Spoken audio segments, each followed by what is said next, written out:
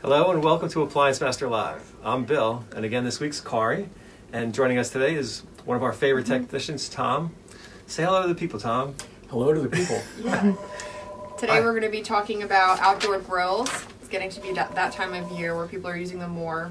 Yeah, but before we jump ahead, can I just I'm very proud of our technicians. I'm proud of our entire staff, but we have awesome technicians. And every day we get testimonials from customers. And I'd just like to read a couple from Tom that came in very recently. Technician Tom explained everything very thoroughly and gave me several options for repair. Very professional. That's from Gail in Asbury. And I would highly recommend Tom, our service technician. He has been to our home 3 times and was great. He is very professional, efficient, and knowledgeable. Would definitely request him again. That's Yvonne from Oxford. And like I said, we get these all the time. And our service we've been in business over 30 years, and we've never had an office staff or technicians that are this good. It just keeps getting better all the time. So if you used this 20 years ago and weren't impressed, I think you should give us another try. Yeah. Because anyway, simply awesome. Yeah, and Tom was with us a few weeks ago and we discussed high-end refrigerators. So I have to bring him back again for the high-end outdoor grills as well. Yeah. Now, when we're talking premium or high-end grills, a lot of the grills' internal components are similar. What separates the premium grills is the construction, the quality stainless steel, the other parts they use.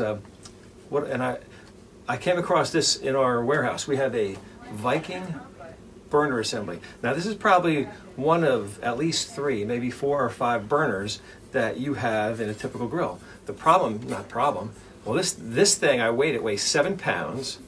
The one you might find in a $200 grill might weigh half a pound. Yeah. It's like, and this is stainless steel. This is never gonna, I would think never gonna rust. The only issue you ever have with this would be getting dirty, leaving it outside in the winter, getting grease in it, critters. Yes. Critters. But this mounts this way, and I want to point out 2 things. There's an air hood here. This is where air mixes with gas, usually propane, sometimes natural gas, and that once it's new and set up properly, that never really has to be changed.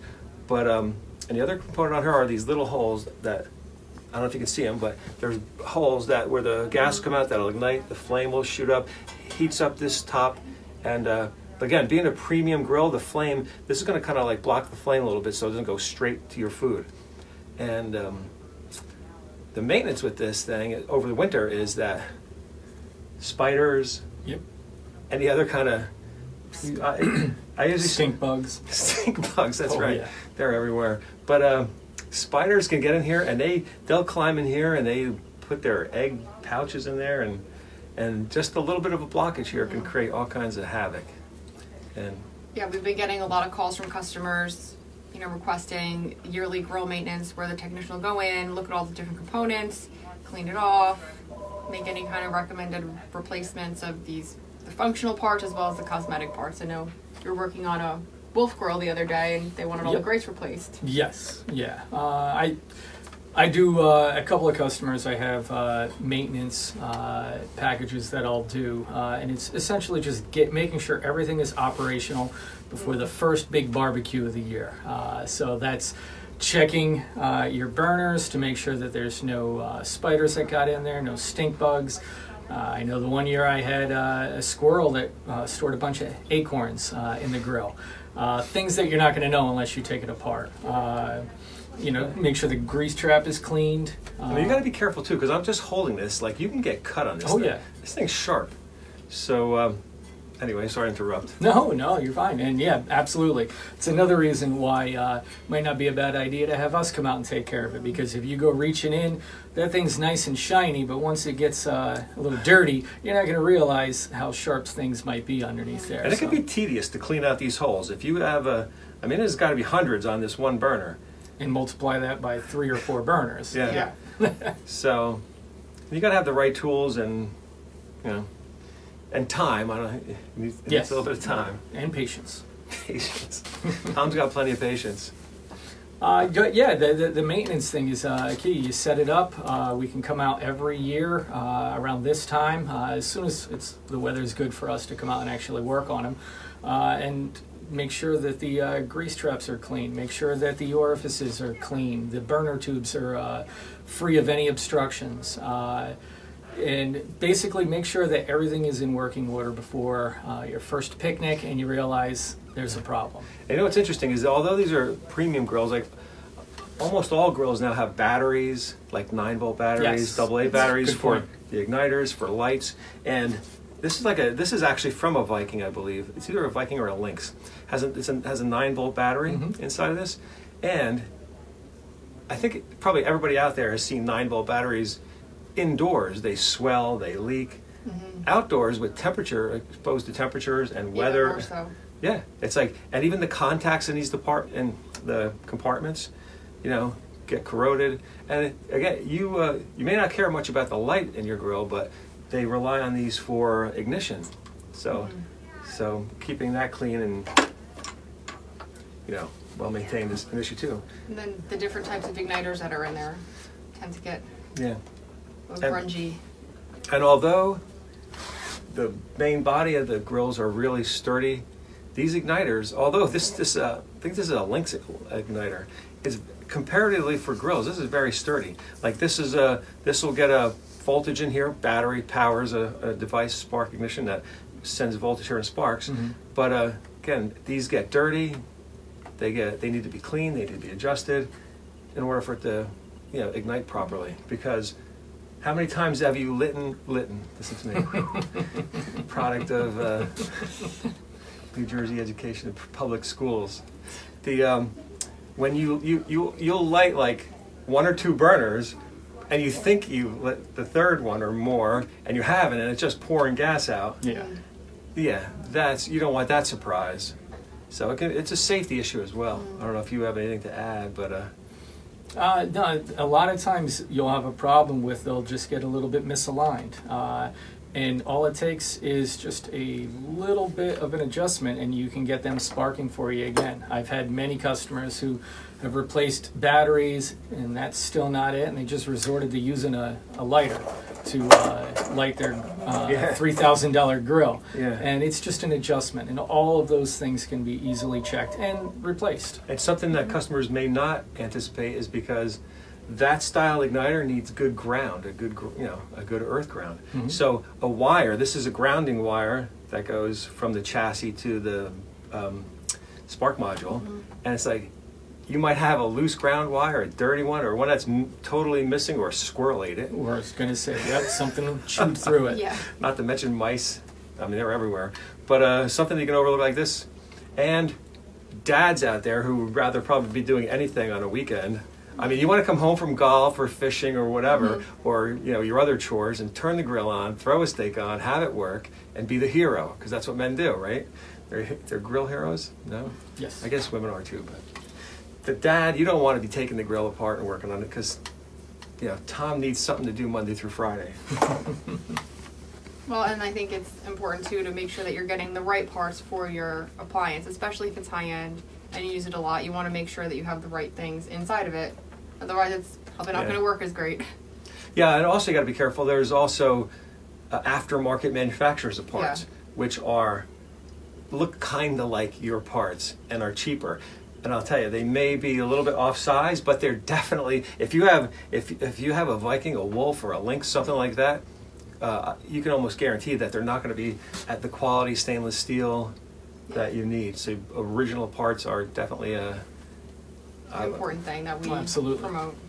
And we're authorized so that you can be rest assured you're going to be getting those factory authorized parts, not just a cheap imitation that you grab from the local hardware store. Yeah, there's a lot of online places now to buy things from where like they're kind of misleading, like says have the manufacturer's name, but anyway. And then I know that some common questions we get from customers are in regards to the flame size and the flame color. So what would be a warning sign that your grill might need service? Well, In in regards to like the flame color specifically? If the flame color is off, generally yellow tips are a good sign. It's carbon. That's it's a bad sign. Correct. It's a bad sign. It's a good sign that there's a problem. But no, that could be something as simple as cleaning out the burner tubes that Bill showed earlier, your orifice. It's a warning sign that something is not right, and that's a good reason to give us a call and come out and take a look at it. But yeah, yellow tips generally is a sign that there's some carbon buildup. Or if you're getting black soot on things. Yes. Black soot is typically the air-gas mixture. You know, it's not something's blocking that. Maybe it's full of acorns.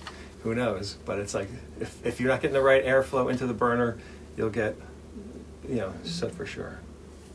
Got any questions, or you have more?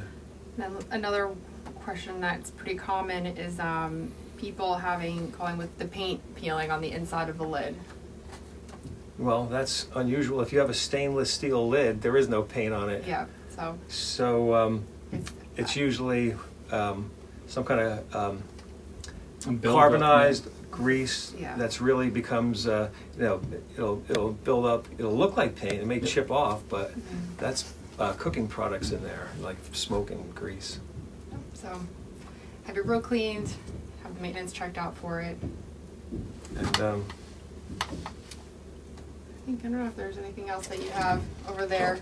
We happen to have one of these in stock that maybe you guys recognize this. This is the thing that goes to your a propane tank, and this will go to the grill. And so I guess the important part about this is, I don't know if you can see, look at the size of that orifice. Can you see that? And it's like, that's tiny. And it's like, believe me, this one, this size is not as tiny.